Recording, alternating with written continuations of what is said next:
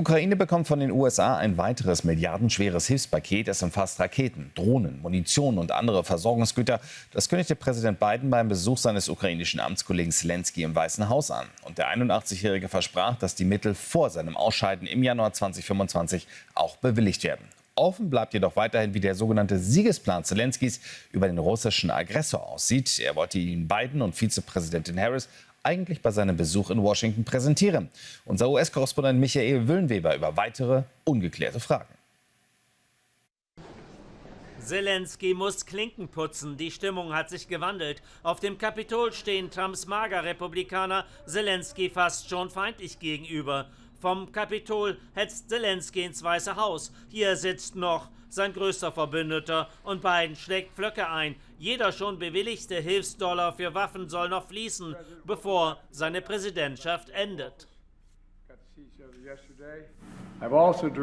Ich habe das Pentagon angewiesen, alle schon bewilligte, aber noch ausstehenden Hilfsgelder für die Ukraine noch vor Ende meiner Amtszeit fließen zu lassen. Alles muss raus, bevor vielleicht sein Vorgänger hier wieder Platz nehmen sollte und die Waffenpipeline trockenlegt. Vor ihr muss Selenskyj aber keine Angst haben. Es ist inzwischen schon ihr 7. Treffen. Meine Unterstützung für die Menschen in der Ukraine ist unerschütterlich. Ich bin stolz, für die Ukraine einzustehen und werde es auch weiterhin. Und ich werde alles tun, damit die Ukraine den Krieg gewinnt. Wir müssen den Druck auf Russland aufrechterhalten, um den Krieg zu beenden, um einen richtigen, anhaltenden Frieden zu erreichen. Nicht nur einen eingefrorenen Konflikt, sondern einen richtigen Frieden müssen wir für uns erreichen. Indirekt warnte die Vizepräsidentin dann noch vor ihrem Konkurrenten. Einige, so Harris, würden Vorschläge machen, die einer Kapitulation gleichkämen. Der ungenannt Angesprochene wird Selenskyj am Nachmittag empfangen. Trump hatte sich lange bitten lassen.